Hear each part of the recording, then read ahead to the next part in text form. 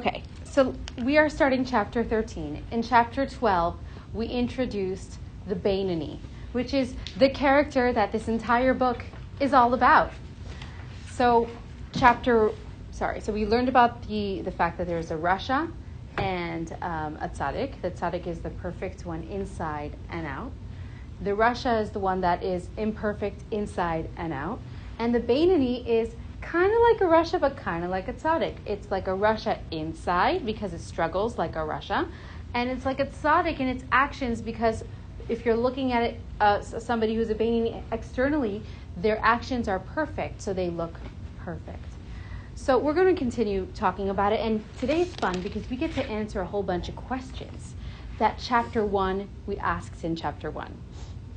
Now, we didn't get into the questions so much when we studied chapter 1 because that would have been a little bit frustrating. We stayed on topic with what was the new information. Now we get to ask the questions and answer the questions.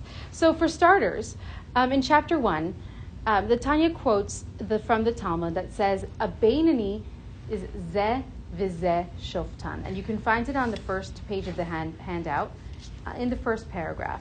Beinonim are judged by both their good and evil inclinations. Now, the question was, when you read Zeh v'zeh shoftan, you kind of translate for yourself, they both rule. The Beinoni has their godly soul and their animal natural soul rule them. But the word shoftan means judge them.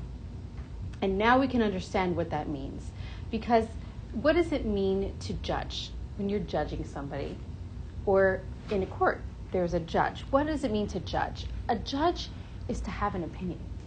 When you're judging somebody, what you're doing is you're having an opinion about something about them. When you judge yourself, you're having an opinion about what you're doing. Is it good? Is it bad? Right? And we try not to judge people because we try not to have opinions about them. Right? We try to just accept whatever it is, it is. But this idea of having an opinion helps us understand what it means that the Beinoni is having two opinion givers. It's having the animal soul say, this is what you should do, or this is what's important. And the godly soul says, this is what's important, gives its opinion. That's what that means. Now we can understand this Talmudic statement. Now, when we speak about it that way, having two opinions in our heads and having to make a choice, it now leads us to understand another experience that the Beinoni has. If you have a dilemma, and you need to choose between two equal options, it's very, very, very difficult. The more clear, when you're making a choice between, I like to tell, if you give a child the choice between a carrot or a chocolate bar or a celery stick, it's not a hard choice. There's one that's clearly more better to them, more enticing. So it's like, well, what kind of choice is that? But when we go through life, choices aren't that simple, right? We don't have choices between celery sticks and chocolate bars. We have choices between chocolate bars and I don't know, what's another good thing? Chocolate's the best to me, but that's me. Vanilla ice cream and chocolate ice cream. It's I don't know, what do I do? Equal standing. Equal standing, exactly. So if we are understanding the struggle of the Beinoni to be the godly soul wanting this and the animal soul wanting that, who's to say which one should win if they're both equal? Do we just arbitrarily pick one? They are not equal. So that's the answer. So what makes them true? They're not equal. So let's assume that the godly soul has an advantage. What's the advantage of the godly soul? It's not operating from the evil. Perfect. So, in last week's chapter 12, we had a very important principle that is one of the themes of the Tanya, the truths that go through the Tanya. And that is, if I could find it, it's in here as well because it repeats it. If I can find it, here it is. The very next page, it's on the back of the first page.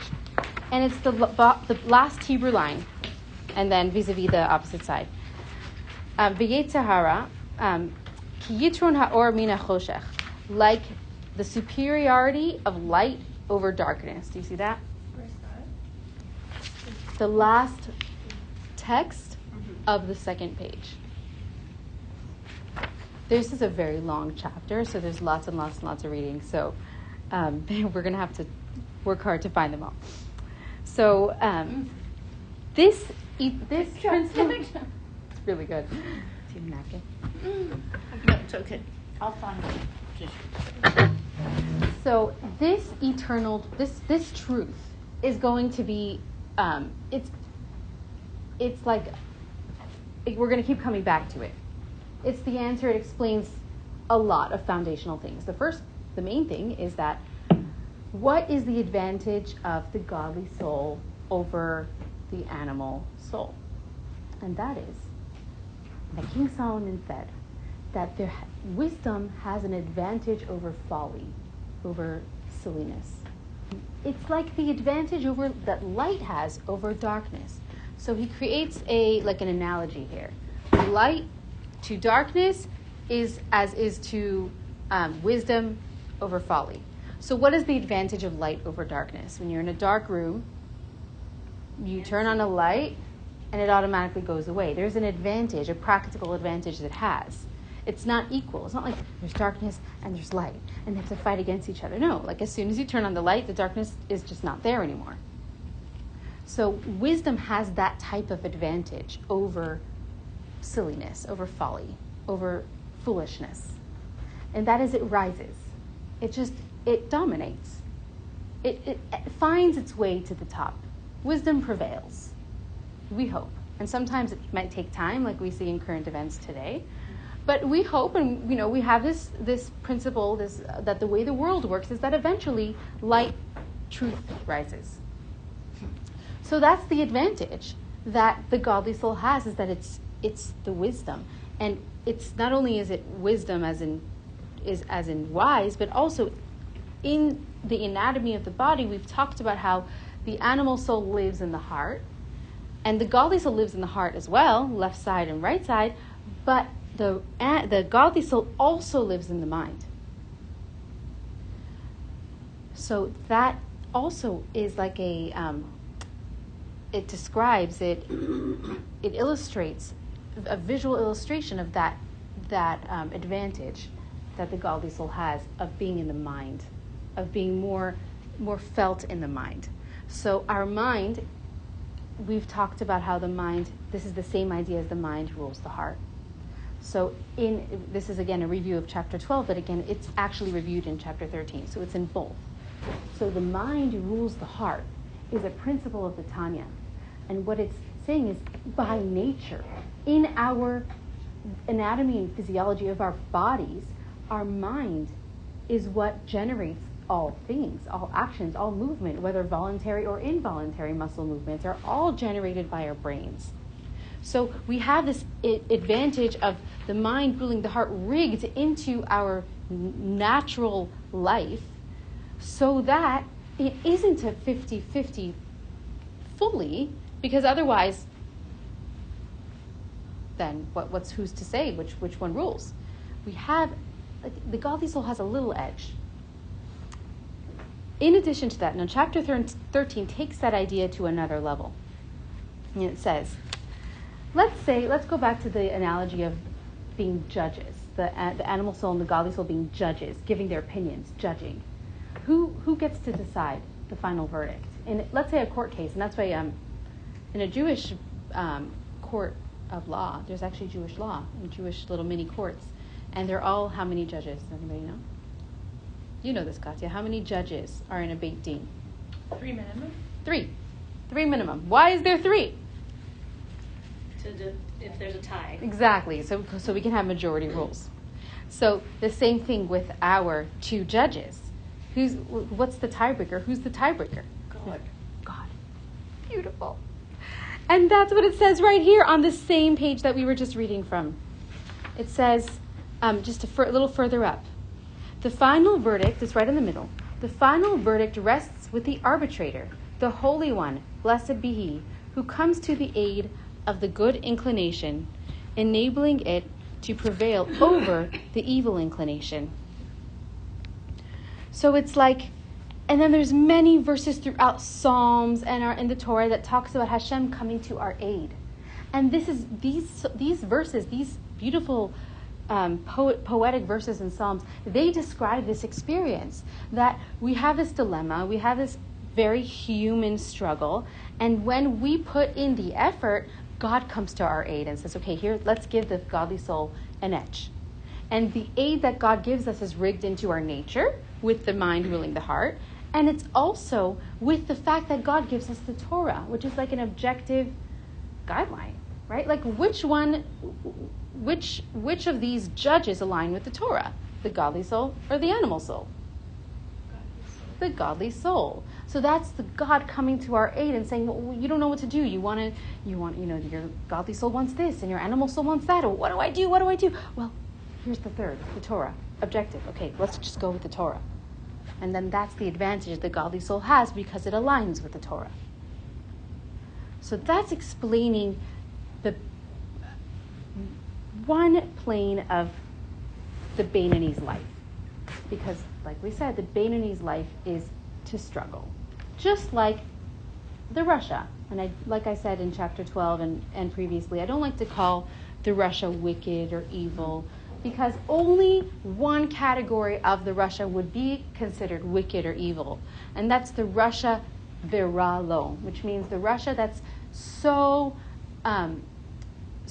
embodies its animal soul to such an extreme that it has banished its godly soul from within it, and this godly soul is like, doesn't have a safe space in its body, and it's almost like hovering. That is what in practical life would be like a sociopath, right? So that's evil, wicked.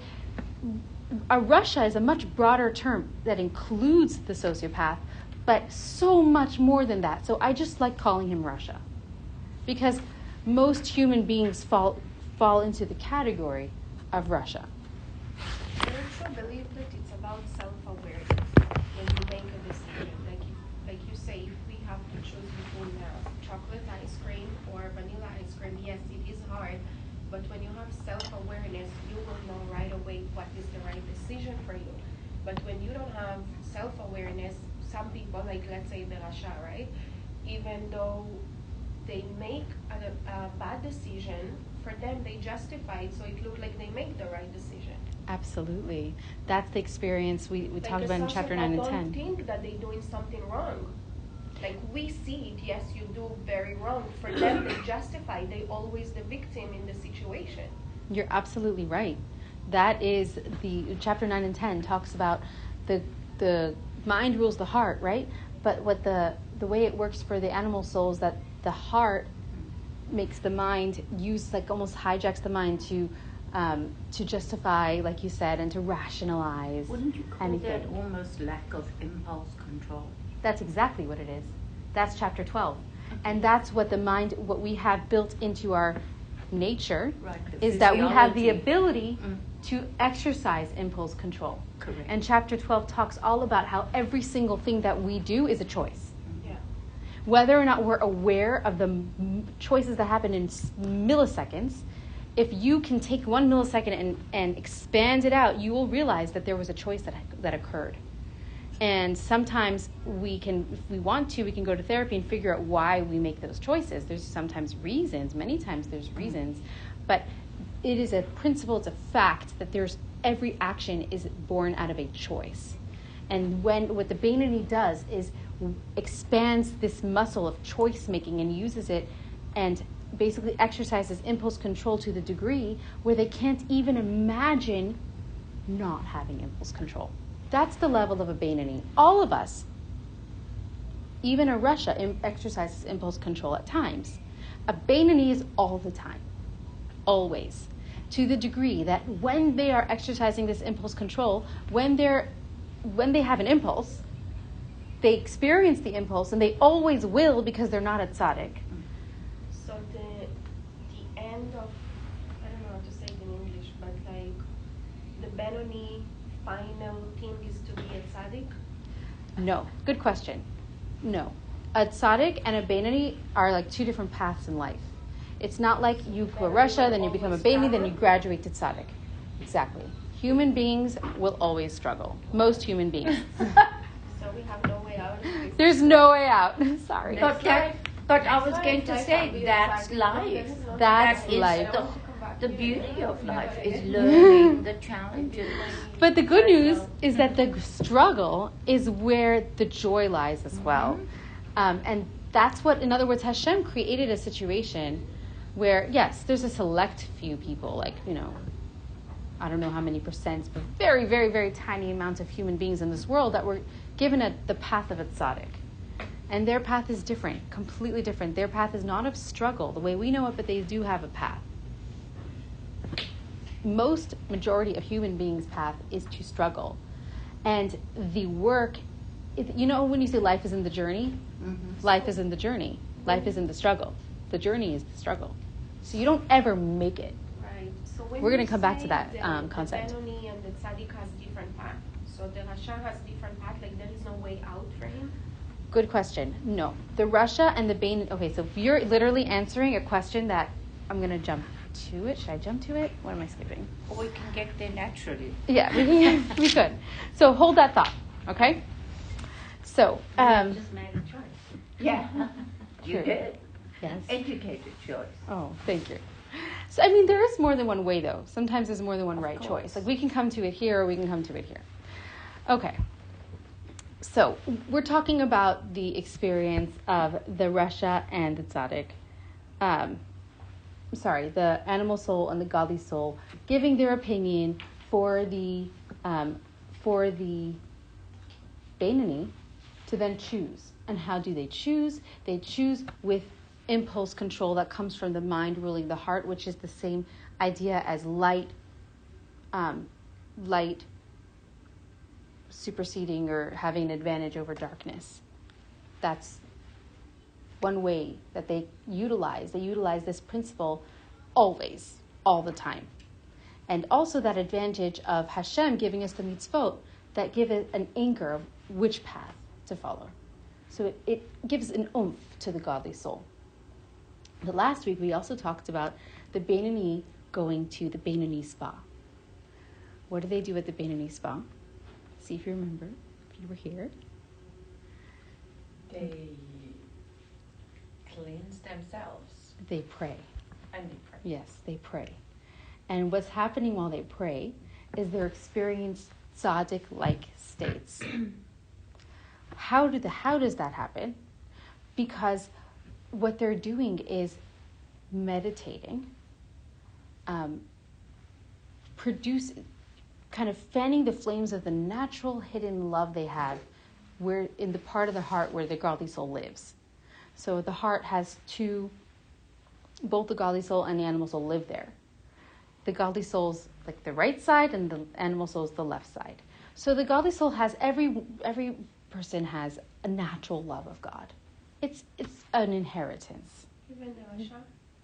Even the Rasha, every human being, every Jew, let's say, has borns with a natural, it's called ahava mesuteret, natural hidden love. It's the kind of love that's just very calm, like the love of a parent to a child. There's nothing has to be done. It's always there. It's not like you have to work and go on dates to fan the flames of a natural child-parent love, right? That's more of a husband-wife romantic relationship, right? So the parent-child love is very calm. You can count on it. It's natural. It's there. That's what we're born with. But what the Beinoni does is it fans those flames so that it gets very fiery, and the fire jumps and leaps like fires do, and it conquers over the left side of the heart. It becomes like a romantic love. And then it's very fiery and passionate. And at that time, the Beinoni is experiencing a tzaddik existence, where both its animal soul and its godly soul are both united in service of God. And that's why Beinonis, throughout history, people who were known to be Beinonis, they prayed all day. The ones that were known to be, I'm sure there's more that were more private, but Beryl's great-grandfather was one of them. He was known to pray all day. What they would do, and this is very much in the Hasidic, tradition. What they would do is they would wake up early in the morning and start preparing for prayer. they'd be meditating, they'd be studying, they'd be really getting into the mode of prayer. And then they start praying at maybe 11 a.m., 10 a.m., which looks late because, like, prayer is supposed to be first thing in the morning. But for them, they've started the avodah, the work of prayer, early in the morning, and now they're starting to say the words at like 10, 11 a.m. And that prayer could last very, very, very, very long. So they're praying and praying, and they're at the Beinani spa. And at the Beinani spa, they don't feel their Yetzer Hara. They don't feel their animal soul. That's what I want to be. Yeah. It's a luxury to be the we call him the prayer Beinani, because there's different types of Beinanis we're going to talk about. So the prayer Beinani is like, he's all day at the spa. I mean, it's kind of a luxury. So, many, like Beryl's great-grandfather, he was the head of a yeshiva. So he was in the setting that allowed that, and he was very poor. Because you can't really do business and be praying all day. How do you raise 10 kids? Exactly. But when you Exactly. are in that position, you don't care about He doesn't even care. You Exactly. just don't care. It's not important. Even if your kids don't have food. That's different. I mean, food, yeah, you need But it. usually the yeshivas have but, sponsors. Yeah, but like Exactly. nothing material. This is not is for everyone. important. No, this is not for everyone, but it's true. If you're in the Beinani, if a Beinani works on themselves and they go to the Beinani spa, which means that they're doing, but here's the other principle. It has to be work. They can't just, okay, I'm jumping Sit around. there at a book and daven all day. Yeah. What Yeah. is the product they need to earn this title? Exactly. So the Bina that they are, okay, so we talked about, this is why I have this here.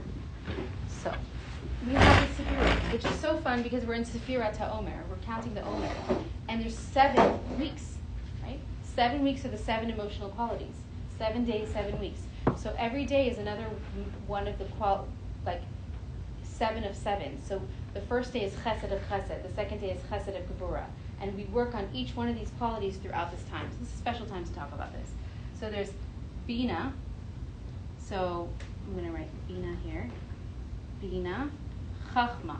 In chapter 3, we talked about the flash of inspiration, and then we meditated on it, and we expound on it. Bina is like its breadth. It's looking at it this way, looking at it that way, brainstorming. This is meditation right here. Then it produced the Chachma. This is the male side. This is the feminine side. So the Chachma produces the emotion of kindness. It's outpouring. So this flash of inspiration, it's very outpouring, and it produces this energy. Let me give, let me do. And the Bina, this meditation is like, okay, let me get this flash of inspiration, let me understand what it is, and figure it out in all its details, and it produces a strength. Gevurah. Gevurah means strength. Gevurah is Gevurah is my favorite. It's very, very deep. It's very feminine. And it's a lot of restraint. That impulse control, that's Gevurah. It's restraint because it comes from really understanding what's necessary. Because this is, before you really understand what you're even thinking of, it's just a aha moment. Whoa, what was that? I had this idea. You don't even know what it is yet. You're just like, wait, what was that? Right? And then the what was that? And you're like, okay, let me figure out what this is. When am I going to do this, this project? And what is it going to be like? And whose help do I need? Right? So we understand what we need, which produces very strong power. And this is the way we can explain, according to the Sefirot, what's happening with the love, from the natural love getting meditated on, and then it jumps over to the left side and with the strength and conquers the left side, the animal soul, so much that it's all united for God, like a tzaddik. Foreshadow, we're going to be talking about Tiferet. Okay, we're coming back to that. So, what is the difference between a tzaddik and a Beinani? So here's a question. The question of chapter 1 says, if the whole world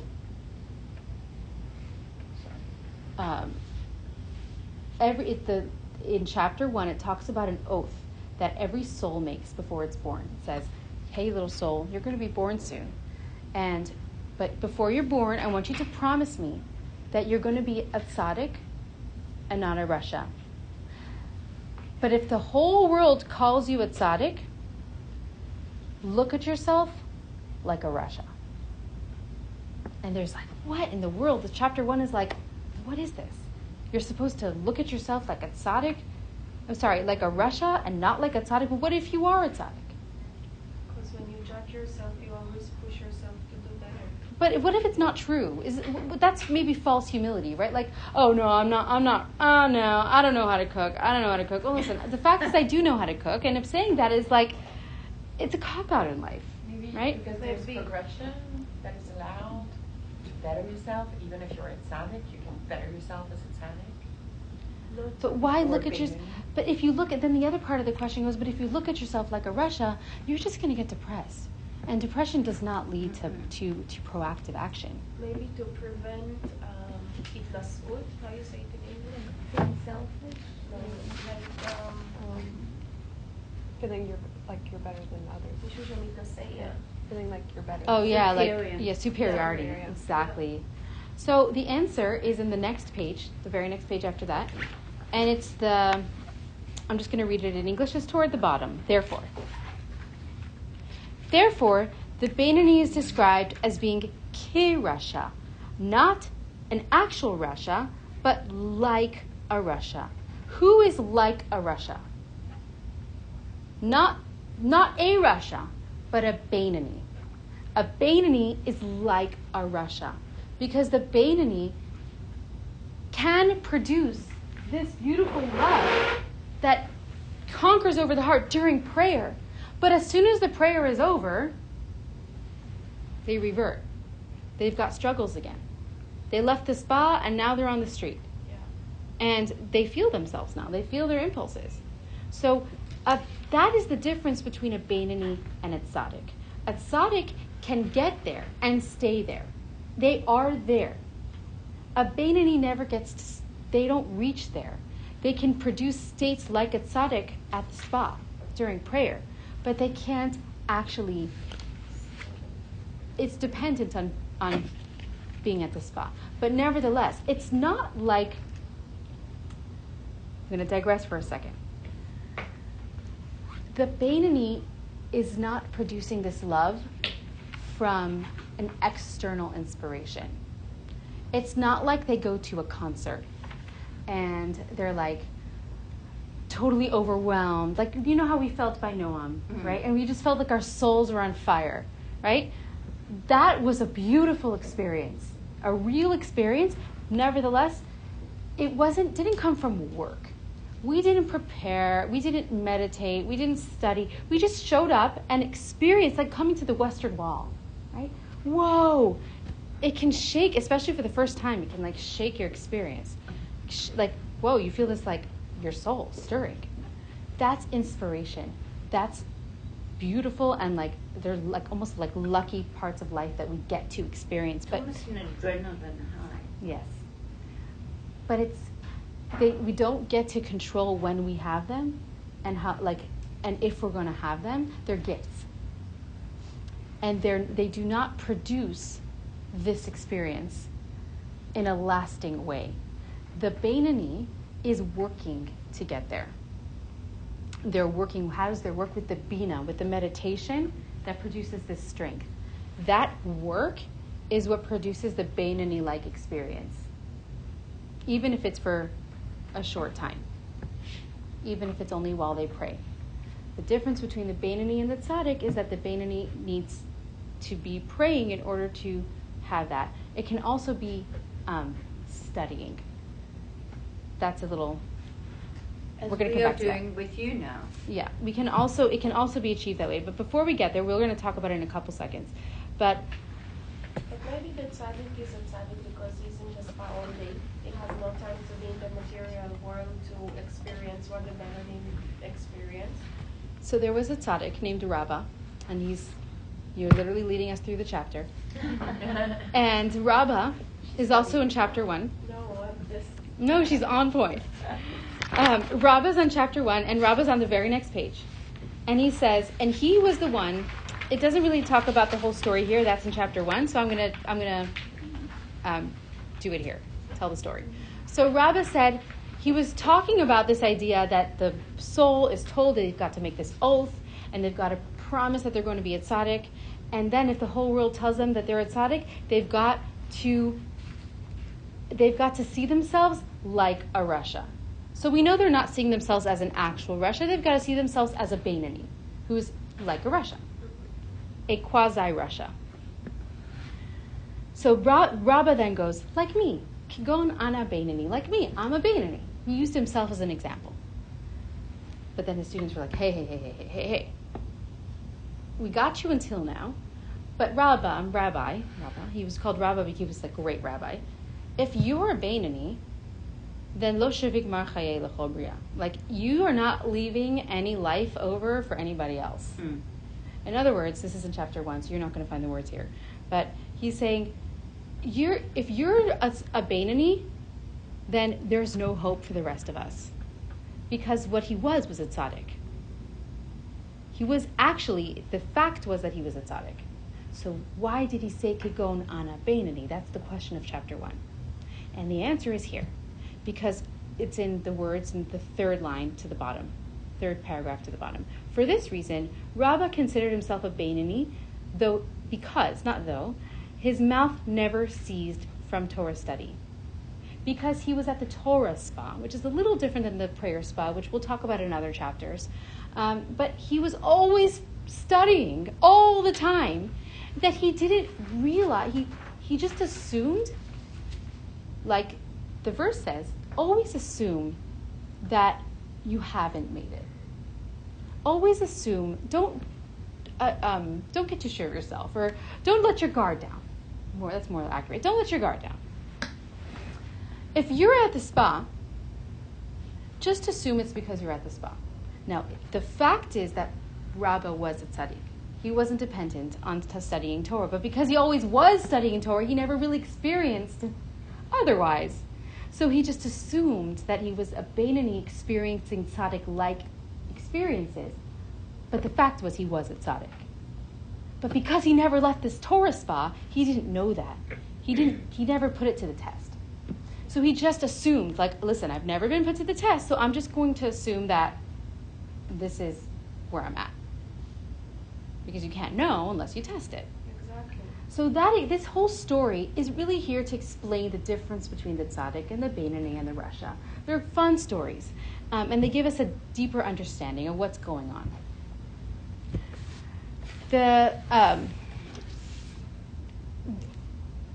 Sorry, let me just look and make sure I am where I am. So the Beinani and the tzaddik, for starters, their actions look the same because they always have impulse control. Whereas for the Beinani, it's impulse control, and for the tzaddik, it's actually not even impulses because their insides aren't producing impulses. They have no desire to be distracted from God's wish. In addition to that, the love that the Beinani can generate, that's flames of fire, that takes over the entire soul, both souls. For the Beinani, it's dependent. It's like a tzaddik-alike experience. For the tzaddik, it's permanent. It's almost like for the Beinani, his animal soul is just like sleeping, and then it can just wake up. Or like I'm thinking maybe it's like a virus. Like there's dead viruses, like vaccines that give you dead viruses, and they're just never going to ever be real. They're never going to ever wake up. They're dead. That's like the tzaddik's animal soul. It's a dead virus. The Beinani has like one of those dormant viruses that are so dangerous that can like pop up and have flare-ups and things like that. That's more of what the Beinani has with his animal soul. It's like it can be sleeping. You can get it in remission, but it's never going to be dead like the way the tzaddik gets to have his. You just need to learn how to control it. That's right. The Beinani constantly needs to have impulse control so long that they're not in the spa. As soon as they leave the spa, boom, it's back. But then this goes back full circle that it's not that the spa isn't quite like a passive experience like a spa is. It's more like it takes a lot of work. They're really, really working on meditating and producing this experience. And as long as they're working and producing it, it's there. So it's there so much that it does leave over a residue. So maybe it's more like the gym. Because at the gym, you exercise, and then you're not doing back bends and lifting, bench pressing huge stuff on the street, but you still got muscles left over, You're left creating behind. strength. And that brings us full circle back to the strength. The strength. And that's why I brought this here as a So diagram. one flows into the other, What do you mean by that? the way you've shown Exactly. arrows. So The meditation produces the strength. And the strength, even though, okay, so at the gym, so maybe it's not quite a spa. Maybe it's a gym. Where at the gym, the Beinoni is like lifting these weights and he's there. But then as soon as he leaves the spa, he's not actually lifting weights, but he can. The muscles are there. And now, before I move on, I just want to make sure that I have covered until now. Another thing that is brought up in the example is the seesaw, right? Like the seesaw of Rebecca and the two.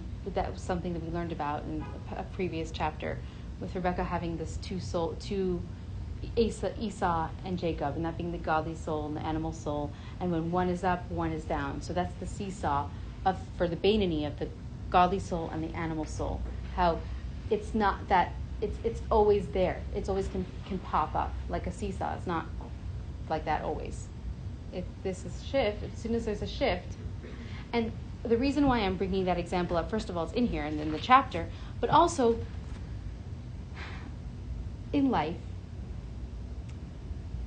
when I think about how we experience this human experience of the struggle, how even though maybe we're not experiencing this as overwhelming love of God, but we're experiencing this in like we've just made a really good choice, and then we made a succession of good choices, and we feel like we're in flow.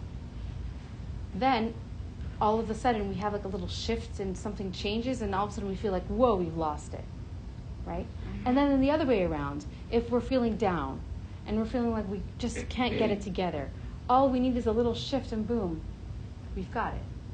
So it explains the human experience that to struggle is to have this, it's a struggle. Sometimes we get it more, sometimes we're up, and sometimes we're down. And we can extend this self-compassion to others as well. We've heard, what is up with them? Like they just, why did, thinking about, somebody in your life, why did you do that?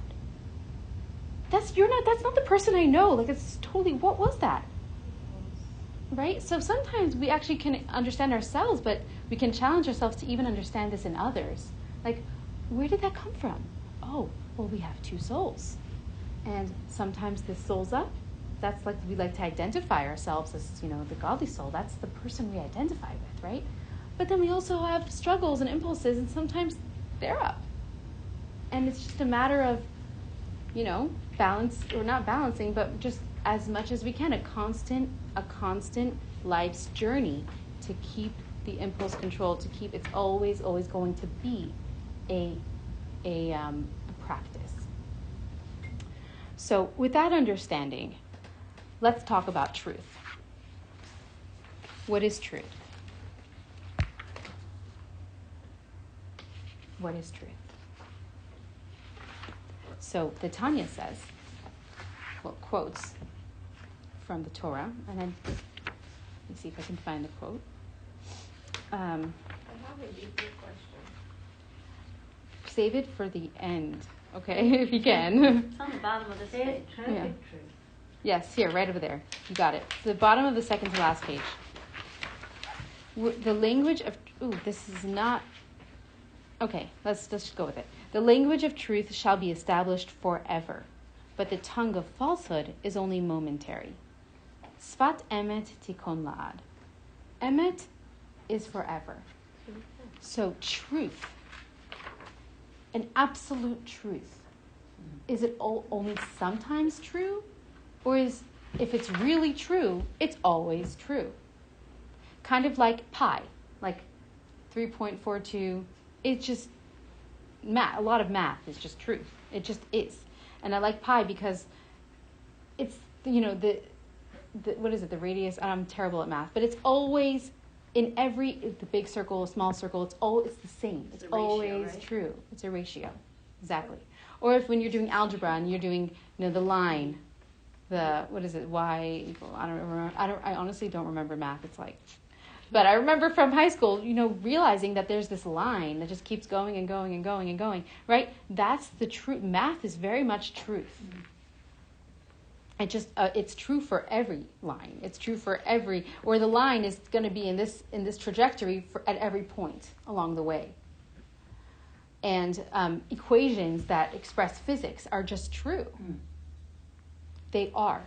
And that line thing is why the truth is compared to Bria Chatichon Minakatze Lakatze. So there was this in the Mishkan, which is, I have this Mishkan book, but for now I brought this one. It's a Shabbat book.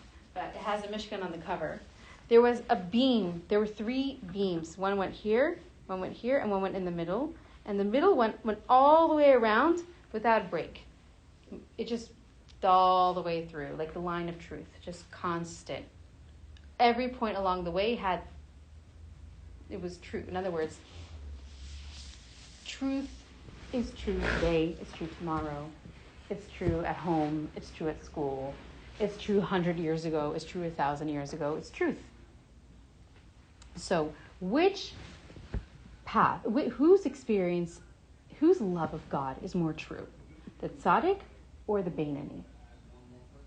The Beinoni. Why do you say the Beinoni? He doesn't get this love all the time. It's dependent. It's totally dependent, right? How can it be true? Is what you see on a screen true? It's totally dependent on the electricity that came. How is it truth? You mean who get more love from God? No, whose love is more true? Okay, it's easy to say the tzaddik because he's always with God, right? Yeah, so let's stop there and then we'll go to the Beinoni for a minute. Because you're right. We're going to get to the Beinoni being true. So, but let's stop at the tzaddik for a second. The tzaddik's love is true. It's constant. It's true for him. He's made it there.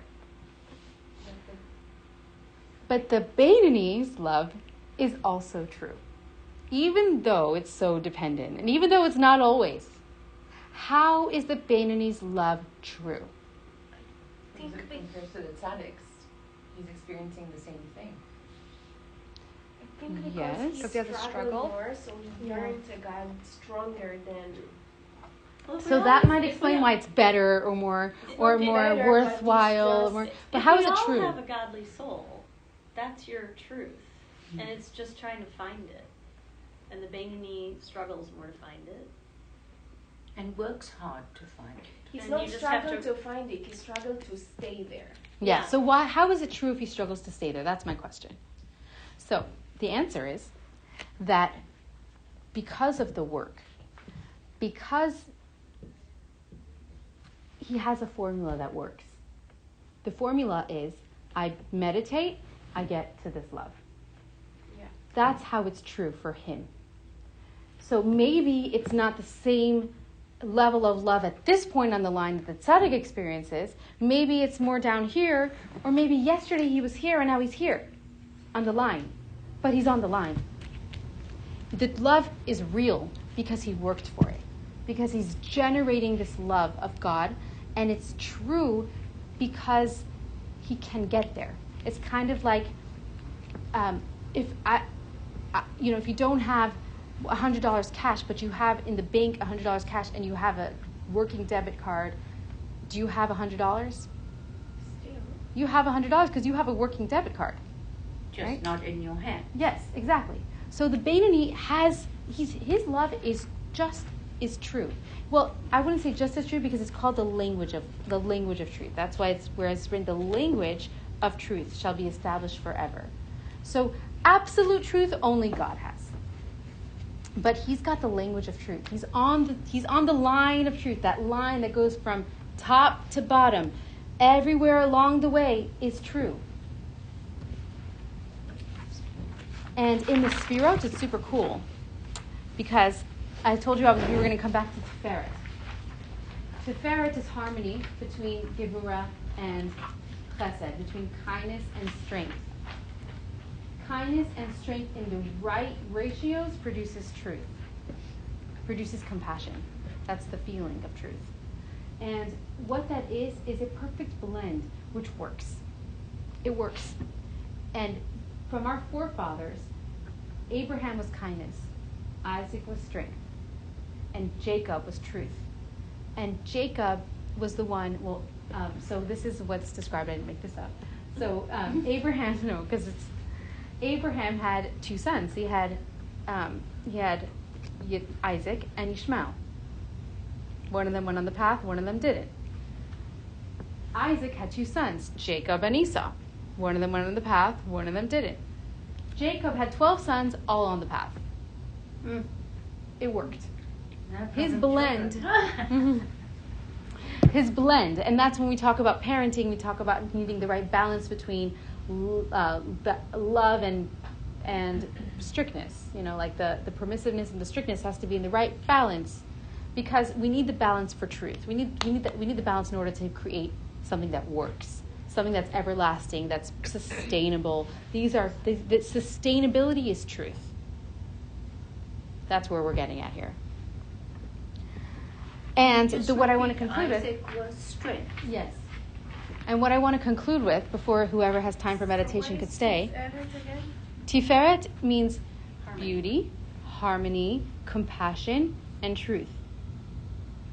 These Sefirot are very rich. They're not just one thing. They're like a whole idea, like group of things that all live together. And so what I want to conclude with in the study, and then we can stay for meditation if you have the time, is that yesterday's truth may not be today's truth. In other words, the truth, what makes it truth is that it's your best. That's the work that is your best work. Yesterday's best work might not be my truth today, because today I can do better.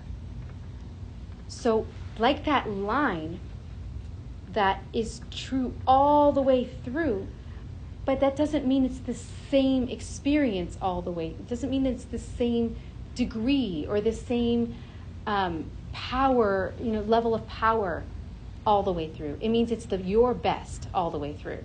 So if yesterday's best was here, today my best might be here. Doing what I did yesterday today isn't truth if it's not my best. But yesterday's wasn't as good as what I can do today, but it doesn't make it less true because it was my best. It's confusing. Yeah. I'm struggling with truth in a mathematical sense. Mm-hmm. I mean, you can't solve the equation, and yes, it's the right solution, whether it's yesterday you solve it or today. Whereas this is more dependent on the context of the day. Yes, so this is exactly what we're learning, that there is something subjective and objective about truth. And that's the idea of it being a line, Yes. that it can be accessed in all levels. And that's the subjective part.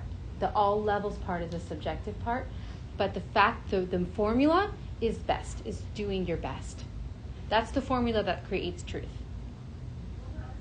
So the subjective part is that my best is not the same as your best, and yesterday's best of mine isn't the same as tomorrow's. But as long as it's your best, it's truth. And I think it applies practically as well. Like, if someone does something for you and they do it half-baked, it doesn't feel like love. Mm-hmm. But if they did that thing and it was all they gave it their all, it does feel like love. Isn't that true? Absolutely. I just don't see how this applies to The math? absolute truth, yeah. Or So science. it's almost like the equation, let's say you have this line going through.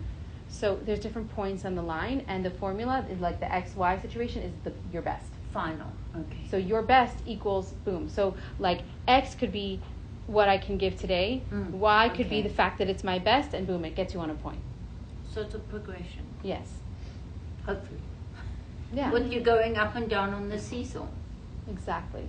Good days, Exactly. bad days. Exactly. So next week we're going to get to learn about how there's two aspects of the Beinoni.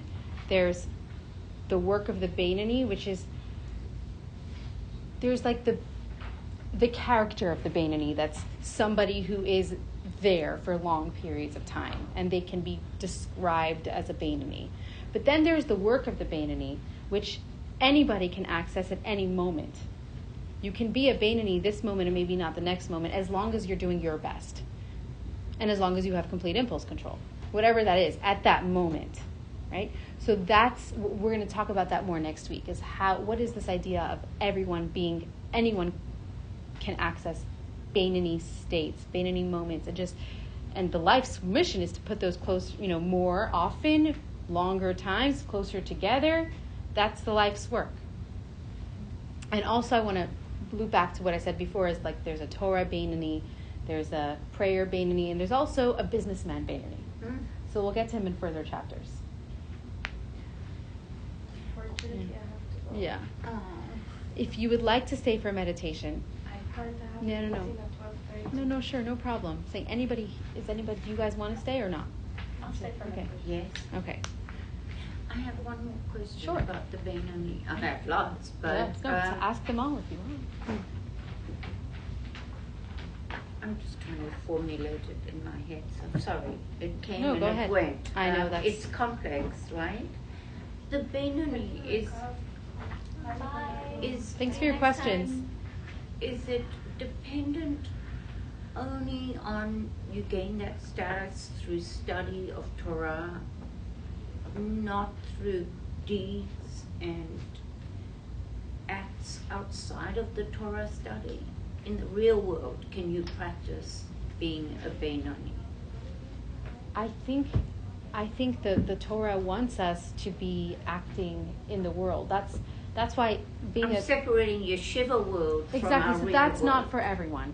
That's not for most Well, people. none of us here live in the yeshiva Exactly, world. and that's not for most people, and that's not meant to be. In fact, our sages, the ones that were writing the Talmud, were farmers. They worked like that. All the stories are about them working the field and being in business. Like they did.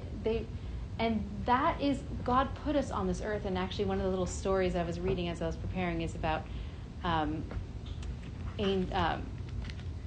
it was a twofold story. It was about a rabbi. There was something called a Maggid. A Maggid was somebody who would travel in Eastern Europe and give like fiery speeches to the people and try to shake them up, kind of give them that inspiration experience. But a lot of times they were a bit fire and brimstony.